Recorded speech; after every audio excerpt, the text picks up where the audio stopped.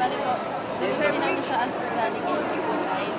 So, better po siya kasi mas aside sa wala siya. Ano po, sa larvicide, bali i-mix siya sa water. It's mamatic ko yung larvae. Sa ano naman po, sa adults naman po, use siya as insecticide, as spray.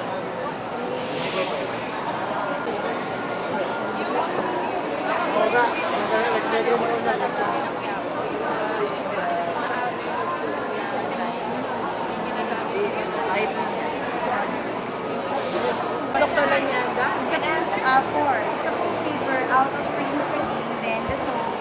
Tapos dye out of banana extract, then the improvised materials out of discarded. Nasaan ba yan, boss mo? Ano si Mr. President? Di ba limang maray silang bote? Natin bang bote siya? Sige, thank you. Maray silang bote sa MPC.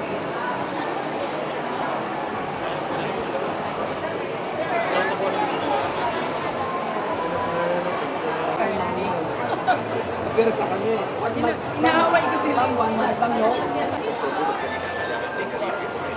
Sabi ko po,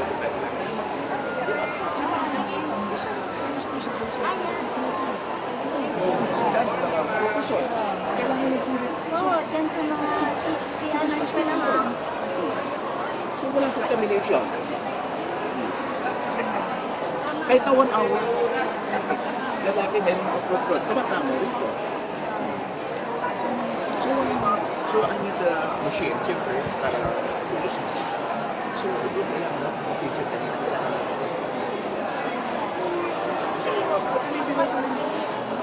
Ano lang, magpapaano na kapag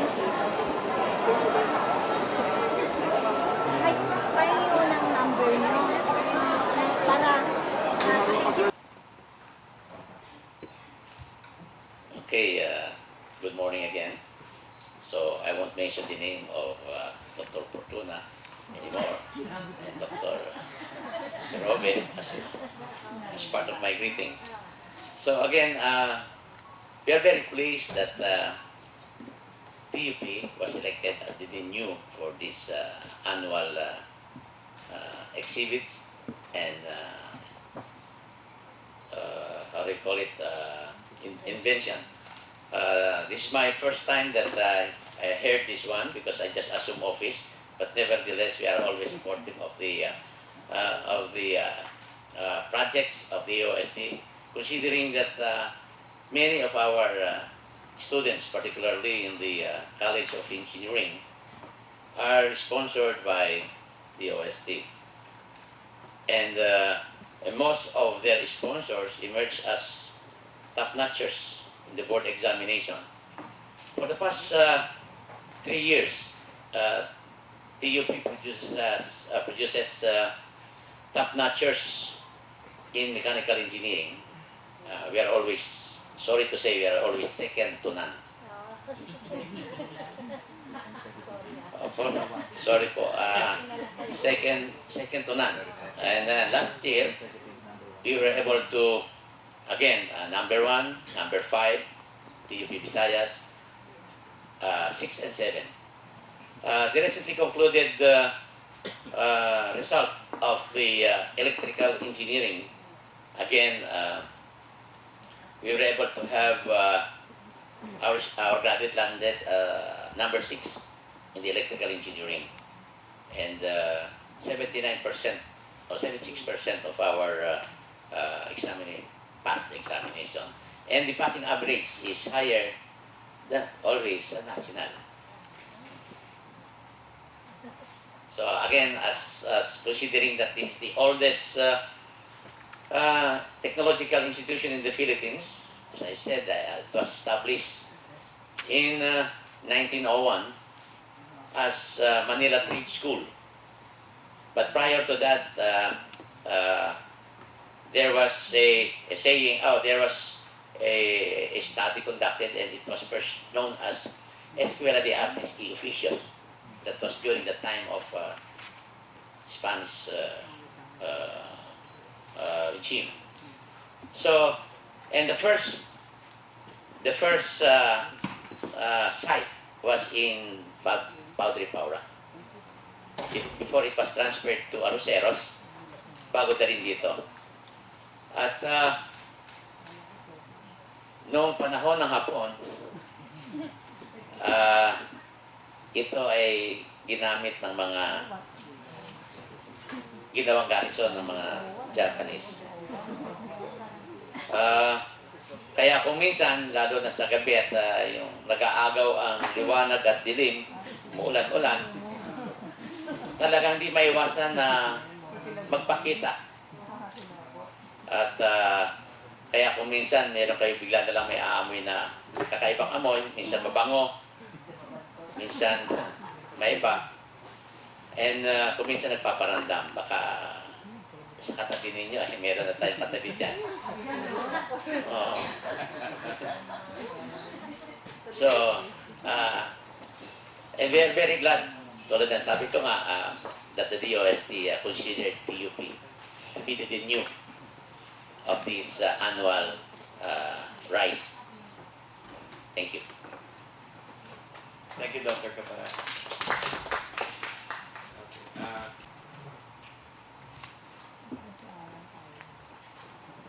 Good morning ulit sa ating lahat. First ay ulitin namin yung aming pagpapasalamat kay Dr. Caparas for kindly hosting the activity here. Maganda at marami ang student population and yung faculty members as we've seen, active talaga sila. Marami silang research, yung results of research, and very encouraging to see na yung students nila ay talagang imbibe yung SNT culture and yung consciousness na hindi lang basta research, pero that which would result in some solutions to address current problems. Initially lang kasi when we pass through the exhibits, mayroon tayong nakikita. So hindi lang yung participation ng different schools sa Metro Manila very heartwarming na they are very receptive and very participative. So we do hope that itong pinapakita ng ating members of the SNT community ay as usual yung ating media friends ay matulungan din tayo lalo para it will spread like wildfire. We're very much concerned about yung helping the communities kasi ang nga ni Secretary Montejo, it is not for us to help the micro, small and medium enterprises but also communities kasi mas nakikita ang impact kung mas broader yung scope ng assistance. And very strategic yung katayuan ng mga universities, colleges, technology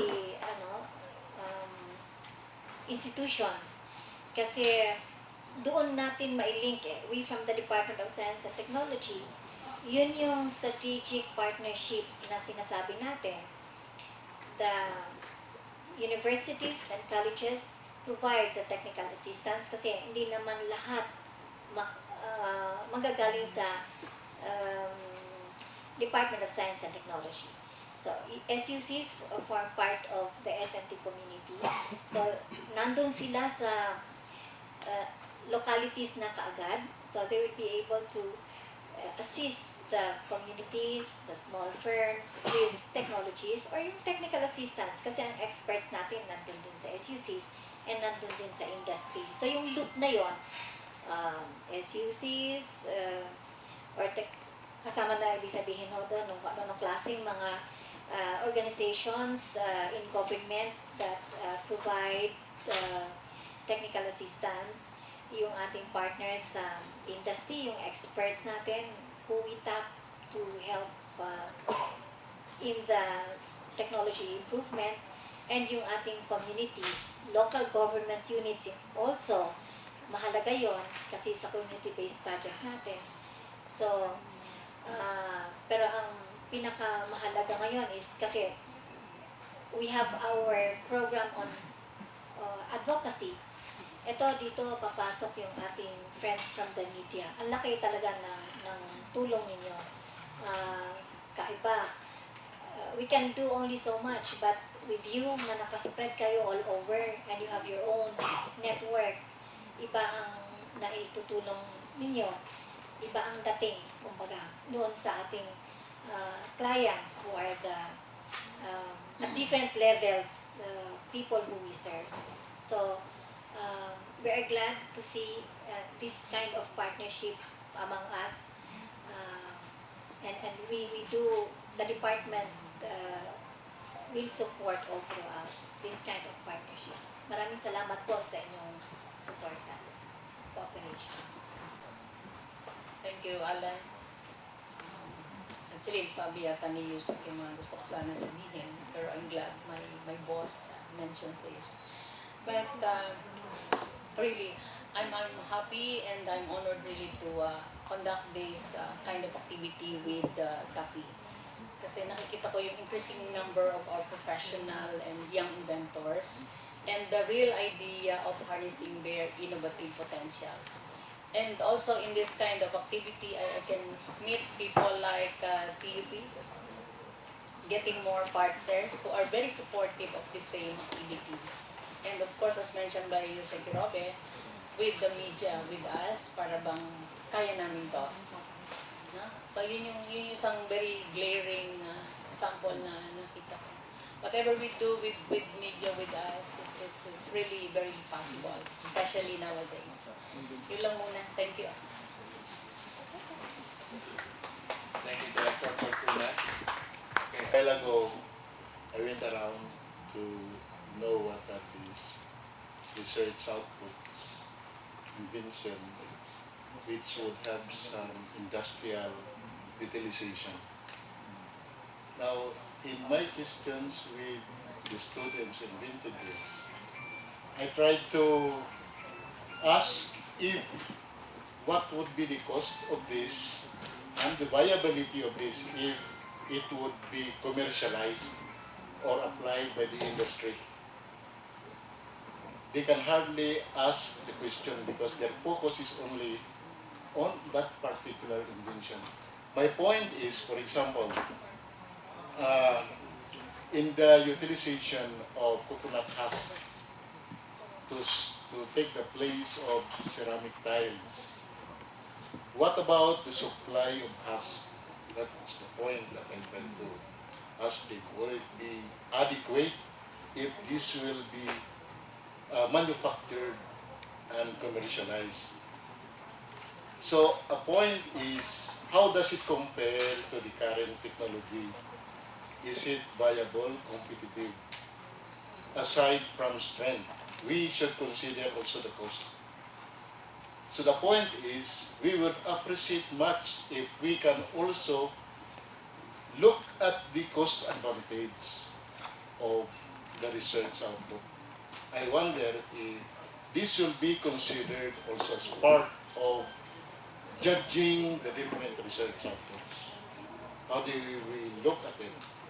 In terms of commercial value, real or practical application to solve problems and reduce costs.